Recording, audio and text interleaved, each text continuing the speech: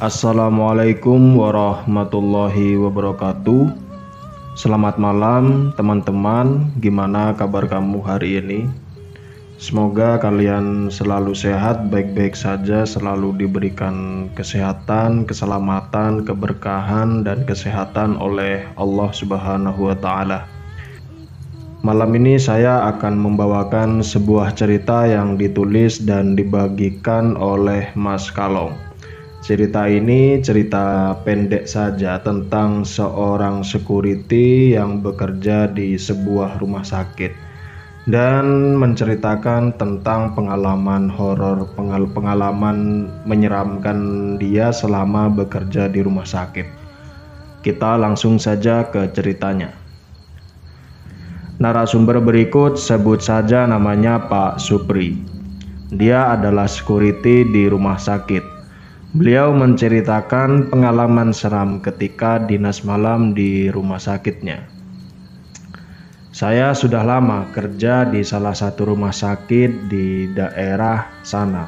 Maaf, untuk lokasi tidak bisa kami sebutkan. Intinya rumah sakit ini masih di Pulau Jawa. Kali ini saya mau membagikan banyak pengalaman seram ketika saya kerja di rumah sakit. Dan untuk cerita ini akan ada penggalan-penggalan sesuai di lokasi di rumah sakit tersebut. Dan kita langsung saja masuk ke ceritanya. Ruang bersalin. Saat itu pukul 7 malam, bertepatan ketika saya sedang patroli. Waktu itu saya lagi jalan melewati ruangan bersalin, dan pada saat melewati depan ruangan, tiba-tiba lampu tuh di sana mati. Niatnya saya mau ngecek buat mastiin aja. Pas baru sampai pintu ruangan, saya lihat kayak ada sosok perempuan, dia mengenakan baju perawat dan dia membelakangi saya. Terus saya itu punya niat menyapa dan menyapa perawat itu. Sapaan pertama dan kedua nggak dibales. Mungkin saya kurang keras menyapanya. Nah, pas sapaan ketiga kalinya, sosok itu berbalik. Dan seremnya mbak perawat itu tidak ada mukanya. Gak mau mikir panjang, saya kemudian berbalik dan berjalan lagi menyusuri ruangan lain. Saya bilang ke satpam satunya lagi melalui HT. Ruangan bersalin kondisikan dan saya lagi ada masalah perut, ganti. Selesai. Lalu ada lagi cerita tentang sosok yang menyerupai jenazah yang meninggal. Saat itu malam hari, malam itu rasanya entah kenapa itu suasananya hening. Saya lupa tepatnya jam berapa. Mungkin sekitar jam 12 sampai jam 1 malam lah. Ada pemberitahuan kalau akan ada kedatangan mayat yang mau diotopsi. Kebetulan yang jaga malam itu nggak banyak. Otomatis saya ikut bantu. Awalnya biasa saja, nggak ada yang aneh. Tapi tiba-tiba ada bapak-bapak yang datang. Dia tuh tanya gini, "Pak, mayatnya udah datang apa belum ya?" "Maaf Pak, kayaknya belum sampai. Mungkin sebentar lagi." "Ada apa ya Pak?" jawabku. Tapi bapak itu tuh nggak jawab. Beliau malah diam saja dan berlalu pergi. Kira-kira 15 menit kemudian, bapak yang tadi itu datang lagi. Dia tanya dengan pertanyaan yang sama. Dan kebetulan nanyanya tuh ke saya lagi. Terus saya jawab dengan pertanyaan juga. "Mohon maaf Pak, apa bapak ini dari pihak keluarga ta?" Tapi kemudian bapak itu pergi lagi. Aneh juga pikirku. Kok setiap saya jawab seperti itu, bapak itu nggak ada jawaban dan berlalu pergi. Dan tidak lama tibalah mobil ambulan. Pada saat saya bantu menurunkan mayat dari ambulan, saya itu kaget bukan main. Ternyata mayat yang saya turunkan itu adalah sosok bapak-bapak yang sempat nanya ke saya tadi. Gak kebayang, ternyata yang dari tadi nanya itu adalah sosok yang menyerupai pasien yang meninggal. Dan kali ini ada kisah di sebuah parkiran. Ini nggak kalah serem. Kebetulan saya berdua sedang patroli malam. Semua sudah dicek dan aman. Terakhir kami melewati sebuah parkiran di bawah rumah sakit. Kebetulan ada di sana tuh ada basement. Pas kami lagi ngobrol sambil jalan, tiba-tiba ada suara kursi bergeser di dekat toilet. Kami langsung nyorotin senter ke arah sana dan gak ada apa-apa. Tapi lagi-lagi suara kursi itu bergeser. Karena penasaran kami langsung ke sana. Dan ini gak cuma saya aja yang ngeliat, tapi teman saya juga lihat. Di sana ternyata ada dua sosok anak kecil. Mukanya pucat, terus kaki mereka tuh nggak utuh. Dan mereka tuh lagi mainin kursi. Jadi kursinya ditarik-tarik kayak gitu.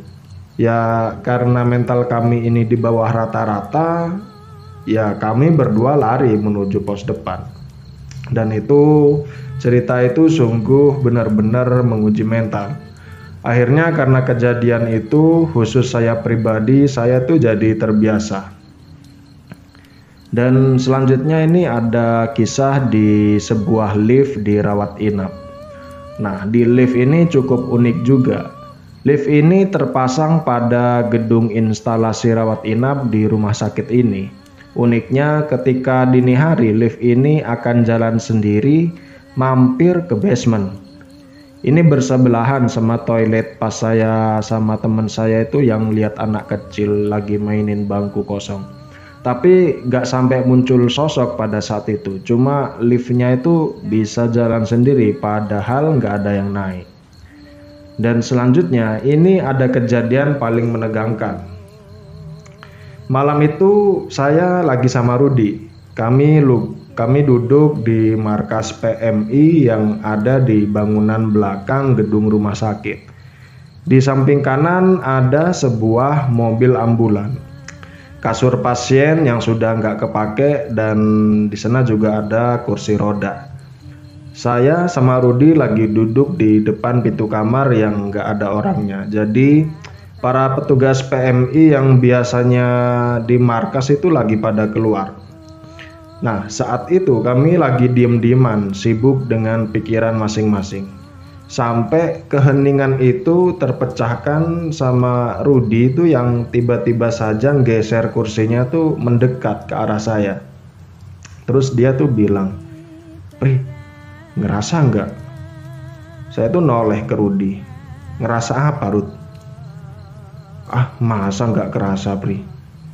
Nah, saat itu saya tuh tahu arah pembicaraan Rudi itu kemana. Tapi dia lebih dulu nyerocos sebelum saya suruh untuk diem. "Kok aku ngerasa kalau di dalam ambulan ada orang ya, Pri?" Katanya tuh berbisik. "Itu loh." Nah, itu Rudi sambil nunjuk ke arah ambulan yang hanya tuh jaraknya dari kita tuh cuma 5 langkah dari tempat duduk kita. "Kayak ada orang, Pri, di sana." Dan entah kenapa itu saya juga ikut-ikutan melirik ke arah ambulan. Saya jadi ingat sama kejadian beberapa bulan yang lalu. Pas itu saya tuh berkali-kali ditanya yang tadi sama bapak-bapak yang ternyata itu beliau adalah jenazah yang diturunkan dari mobil ambulan. Dan sialnya tiba-tiba bulu kuduk saya tuh berdiri. Gak tahu kenapa kok tiba-tiba saya jadi ketakutan gini. "Duh, kok merinding ya, Pri? Kamu merinding gak?" Dan saat itu saya udah gak tahan lagi. Perasaan takut campur capek ditambah harus denger Rudi terus-terusan ngoceh itu membuat saya tuh habis kesabaran. Nah, saya tuh langsung nonyor Rudi tuh biar dia tahu rasa. Tapi sebelum tangan saya ngenai kepalanya, tiba-tiba ada suara gluduk-gluduk, gluduk-gluduk, gluduk gitu. Suara apa itu? Nah, itu saya juga dengar masalahnya. "Makanya kamu tuh diem, Rud. Dari tadi kok ngomongin demit tok kamu." Terus suara itu ada lagi, gluduk-gluduk, gluduk-gluduk. Kali ini saya benar-benar tercekam, keringat dingin. Kayak ada benda yang jatuh tapi di dalam ambulan. Tapi pertanyaannya kan, siapa yang iseng malam gini di dalam ambulan? Pri, siapa itu Pri? Ya aku juga nggak tahu Cok. Saya nggak berani ngelihat ke arah ambulan. Pandanganku itu nyerong ke kiri biar nggak lihat ambulan itu. Rasanya mau lari dan pergi dari tempat itu, tapi kok kayak ada yang nahan gitu. Serba bingung pokoknya. Terus Supri itu ngoceh terus, gimana ini Pri, gimana ini? Gimana apanya? Ini loh kakiku tuh nggak bisa digerakkan, kataku. Nah kami itu sama-sama panik sampai suara itu terdengar lagi untuk ketiga kalinya dengan suara yang keras. Gluduk gluduk gluduk gluduk gluduk gluduk. Pokoknya detik itu saya emosi karena Rudi tiba-tiba bangkit dan lari tuh ninggalin saya sendiri di markas PMI dengan sosok yang ada di dalam ambulan itu. Tubuh saya tuh bener-bener kaku, nggak bisa digerakin, gemeteran, mau teriak minta tolong aja susahnya minta ampun. Rasanya tuh ingin pingsan tapi nggak bisa. Dan saya terjebak di kondisi yang nyebelin itu. Suaranya masih ada gluduk gluduk gluduk gluduk.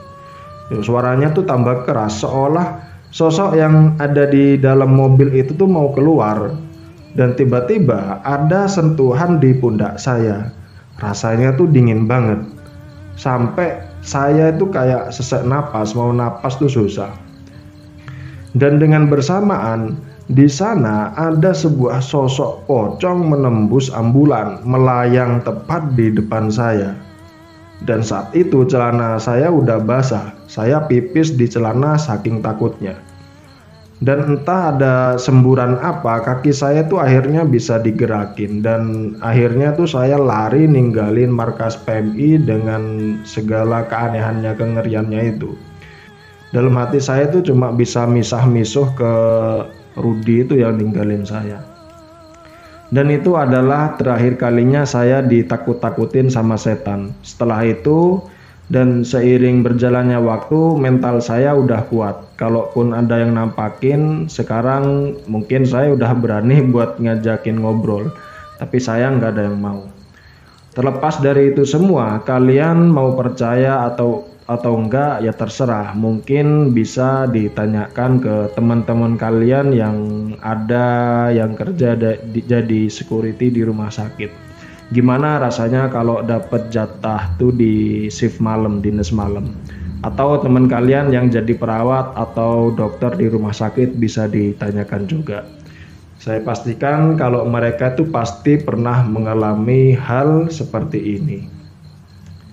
Dan demikian cerita ini dibagikan oleh Mas Supri yang melalui Mas Kalong di thread Twitternya. Terima kasih buat kamu yang mendengarkan cerita ini dari awal sampai selesai.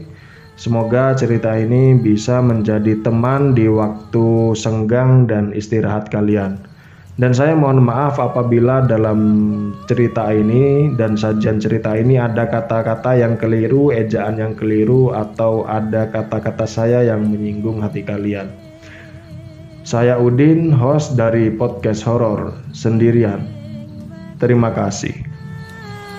Ikut kaki petik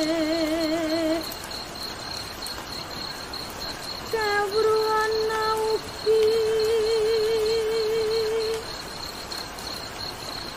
ada